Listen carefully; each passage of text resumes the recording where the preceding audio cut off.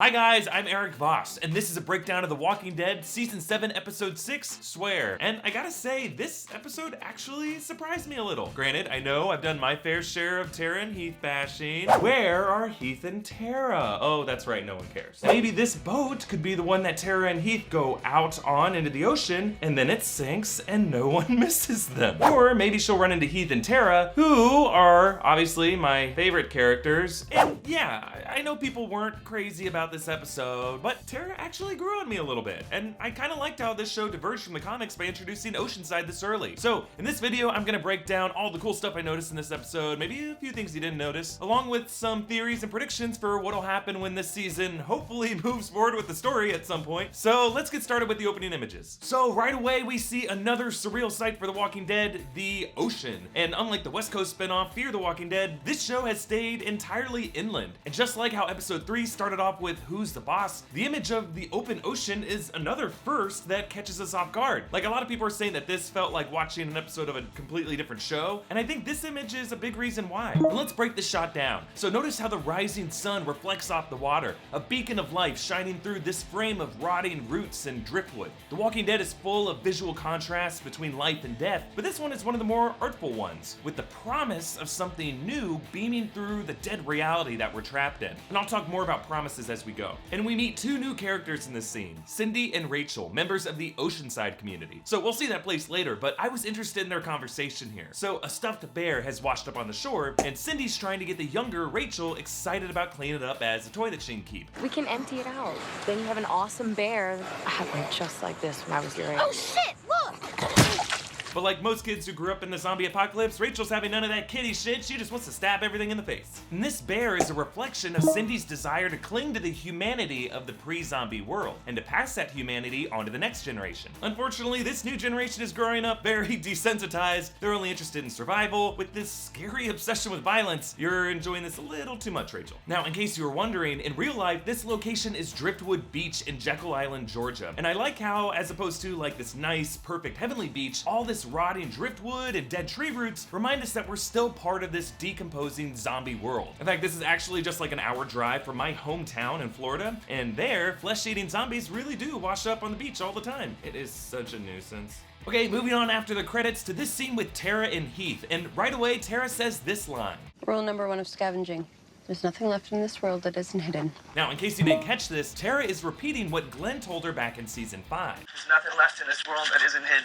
So, just like how we saw Enid with her green balloons, everyone is finding weird, sometimes unconscious ways of memorializing Glenn. This show is going to great lengths to make sure Glenn's memory lives on. Now here, Heath brings up his guilt over what happened in the satellite station last season, and that is designed to remind us of the incident so Tara's shock at learning how it was just one of many savior branches will pay off later in the episode. The guilt over murdering people will transform into guilt over starting a war. And that idea of the saviors being a bigger threat than initially thought is reinforced with this shot of Tara's gun, with the image of Lucille branded on the hilt. Now remember, that mark was also on the gun Carl used last season, and at the time, we all just assumed that this could have been Negan's personal gun. But when you think about it, all guns belong to Negan, so this mark is on all of their guns. It's literally a brand, and it's how the saviors know if any of their guns have been stolen. So the bottom line is, even though Tara doesn't realize it, the saviors are everywhere. Okay, moving on to Cindy as she looks at this map of Maryland and Virginia. Now her finger moves past Alexandria because she's trying to figure out where Tara could have washed in from based on the bodies of water in the area. And I don't think this episode wants us to think too hard where exactly Oceanside is in this world, considering the nearest oceanfront beach from Alexandria would be like across the Chesapeake Bay in Maryland or Delaware, or maybe down south in Virginia Beach, all of which are multiple days of walking on foot. But again, don't think too hard about this. Just assume all bodies of water in The Walking Dead are connected and that they all flow through that magical dumpster that Glenn hid under. Now, the Roman numerals on Cindy's clock remind her of these Roman numerals on Tara's wrist. Those are 26, 13, 22, and 9, and one more 4-character number that ends in an I. Now, I'm not sure if this is a tattoo or something Tara has just like written on her arm recently, but what do you think these numbers mean? Some people are saying that they correspond to letters of the alphabet, Z, M, V, and an eye, but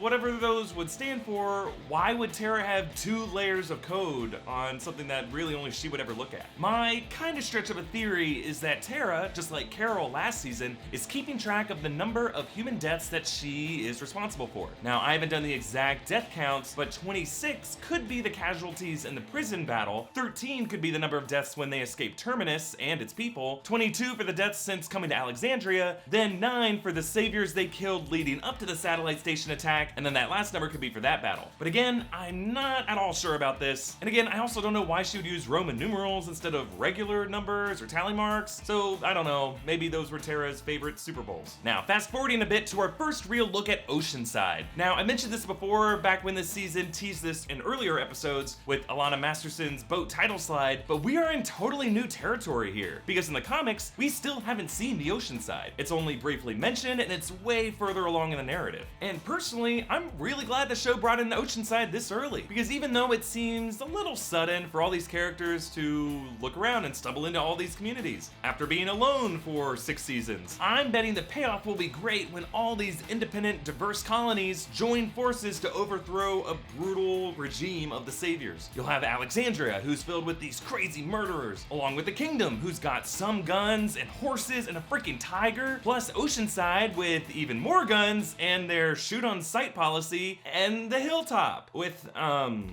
spears and a tractor. That's good. That's useful. Now, later on, as Tara and Heath scope out this bridge, notice how we see all these point of view shots peering out at them from inside the car, inside the RV, and the tent, and behind the tarp. All these voyeuristic shots do a great job to raise the tension in this moment, making us feel like there's a threat hidden somewhere nearby, ready to jump out at them, and that is exactly what happens with this giant sand pile, which is definitely one of the cooler walker traps that we've seen on the show this season. Now, when Heath seems to abandon Tara here, I think this is meant to mirror a similar moment in season 5 between another Alexandrian, Nicholas, and Glenn and Noah. In that moment when all hell broke loose, an apparent act of cowardice by a lesser experienced man from Alexandria who still prioritized himself over the group led to a violent death. Nicholas later redeemed himself by sacrificing himself, which of course Heath does moments later, which we see at the end of this episode. So back in the present time, we see more of Oceanside, and this picture on the wall makes it look like it's a former resort rental village. So just like Alexandria being a planned community and the Hilltop being this historical tourist mansion and the Kingdom being a former school, we get a little justification for what Oceanside's purpose was before the apocalypse began. And Tara meets the women in charge, Natanya, who's Cindy's grandmother, along with Kathy and Beatrice. Now Tara lies to them that she used to work on a fishing boat, which is a really dumb lie for a community who lives on the water, and this isn't the first time that Tara lied about her past. She actually told the governor that she used to be a cop. But notice how when they ask what type of boat she was on, Tara tells them she was on a larder. What kind of fishing boat did you work on? Trawler? Sienna? Larder? Oh, last one. You got it. Which we find out later isn't a boat at all. Tara, a larder is a room used for storing meat. Yeah, I was lying. Now, Tara confusing a place to store meat for a boat brings up some interesting parallelism I noticed between this episode and episode 13 of last season, which was titled The Same Boat, but took place in a location that was used to slaughter and store meat. Both these episodes show pretty much the same dilemma. Both Tara and Carol come into contact with female leaders of another group as they both try to convince their captors not to kill them by lying about their pasts. These are 2 lady-driven episodes that go from distrust to negotiation to violence. Also, notice this line that Natanya says about coastal areas. We're lucky this is a relatively clear area. The evacuations, the barges, if they were even real. So this small line hints to a lot about the backstory, specifically the idea that people would have flocked to the coast to get away from land with the promise of massive boats saving them from disaster, kind of like Noah's Ark. It's also what they do in Fear the Walking Dead, which takes place in California. Okay, jumping forward again, a lot of people are wondering how exactly Tara knew that these women planned to kill her. Now there are actually several clues that Tara picked up on. First, Natanya was clearly using coded language when she invited Tara to come live with them, saying it would Be the perfect solution to our problem. As in, if you don't choose to stay here, we'll still have a problem. Then, when Netanya seems to allow Tara to leave, she refuses to allow Cindy to come too, saying, I don't want you there. Obviously, because she's worried Cindy will try to interfere. Then later, when Tara is about to leave, Netanya says Cindy is inside sulking. That's another red flag, because you'd think Cindy would want to see her off to make sure Tara's safe. But of course, Cindy would later end up being 2 steps ahead of everyone. But this fist bump fail by Netanya really signals to Tara that something is off. That fist bump is Tara's move. She did it with the governor and with Rick. It's a sign of trust. And yeah, Netanya's just old and she probably doesn't understand how fist bumps work, but Tara just knows at this point in her gut that something's up. Then Tara gets all these dirty looks from the women of Oceanside, and Rachel even spits at her. So in this moment, Tara might just read this as these people being angry that they can't shoot her on sight, but being paraded through them like this kind of looks like she's being led through an angry mob to the noose to be executed. Also, quick detail here, I like how Tara flicks Rachel off, just like she flicked off Rick last season. This is Tara's way of saying, hey, we're on the same side, stop being a dick. Then they pass this alarm bell, which Netanya explained earlier that they use as a way to lure walkers away to a safe distance. But this is also an alarm bell for Tara, warning her that they're far enough away from the village to not attract any more danger with gunshots, which is why they had to kill her out here and not when she was still in captivity. So finally, when Beatrice still seems hostile to Tara by telling her she was lucky to get the drop on her, and Kathy gives her this murderous look while holding a knife, it all comes together for Tara.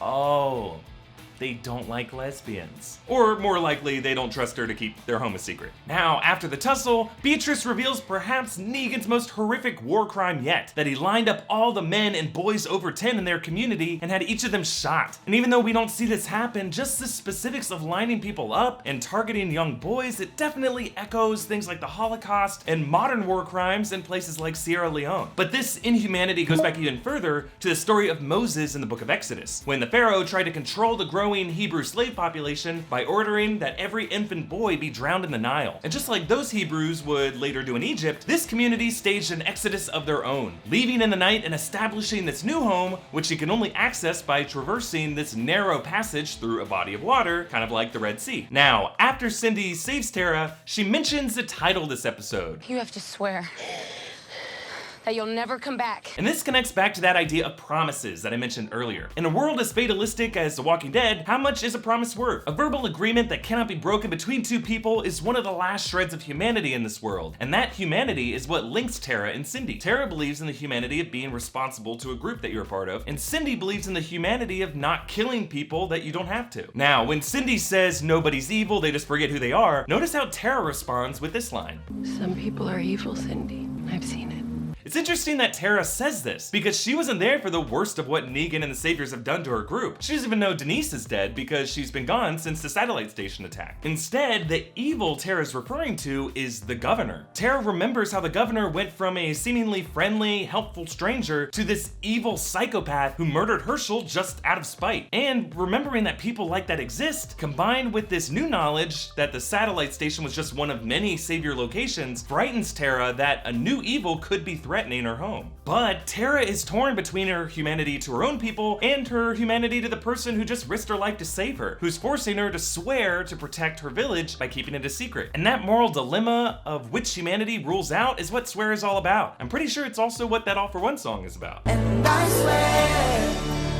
Honestly, I think everyone would have been a lot cooler with this episode if this song was in it. Okay, moving on. After Tara makes it back across the bridge and we learn in flashback that Heath actually didn't abandon her, we get this kind of hokey Walker fake out with Tara thinking Heath is this zombie black woman. Okay, not all black walkers look the same, Tara, come on. And even though this is a little unnecessary, for a second I did think, oh, actually I feel kind of bad that Heath might be dead. So I don't know how you did it, Walking Dead, but you made me care about Heath and Hera. Did not think it was possible. But Heath's whereabouts are still very much a mystery. We see his broken glasses and the RV left in a hurry, and knowing that Corey Hawkins is starring on the new show 24 Legacy on Fox, I don't know how much longer we'll see him on this show. But what do you think about this key card that Tara finds with PPP written on it? Alana Masterson said on The Talking Dead that the only person who knows what this means is showrunner Scott Gimple, and no one else seems to have any clue. So very quickly, here are a few theories, and warning, they're all kind of stretches. So PPP could refer to another Savior location location where Heath might have been kidnapped and taken to, like maybe the Potomac parking plaza or something. We know from Daryl's sweatshirt that the Saviors use letter-based codes for some things, so that's what this could be. Or, assuming this is related to the Saviors, PPP might be based on something Negan says, like PP Pants City, or Pretty Pretty Please, or Piss Poor Planning, or maybe even Puff Puff Pass, since we know the Saviors grew weed in that satellite location, and I think this keycard could be how you get into that room. Or this could be musically related. Like in piano sheet music, PPP stands for pianissimo, which means extremely quiet. Or these might not even be letters, these could be half notes. But to be honest, the only PPP I'm seeing this season is permanently prolonged payoff. Now, this montage gives us a couple of interesting moments, like Tara finding the boat that we see in her title slide, and picking up this doctor bobblehead for Dr. Denise, whom she doesn't know is dead. And remember, Denise went to the trouble of getting that orange crush for Tara, so these two getting each other these sweet gifts that neither of them will ever see is so ironically tragic. It's kind of like that Gift of the Magi story. Now let's talk about the music that plays over this montage.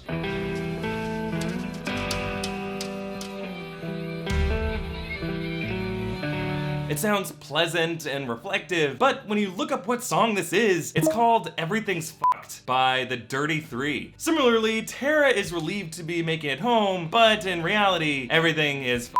And that brings us to the closing images. Rosita confronts Tara with this choice: help her community and avenge Denise, or honor her promise to Cindy and keep Oceanside a secret. And it's interesting how these two options are both literally in Tara's hands. Her grief over Denise, symbolized by the doctor figurine, and her swear to Cindy, symbolized by Cindy's shell bracelet. And ultimately, Tara decides that for now, her humanity rests with the promise of a new future, foreshadowed by the sunrise in the opening images, by upholding her promise to Oceanside and the stranger who risked so much just to show her kindness. And I swear by the moon and the stars and the skies.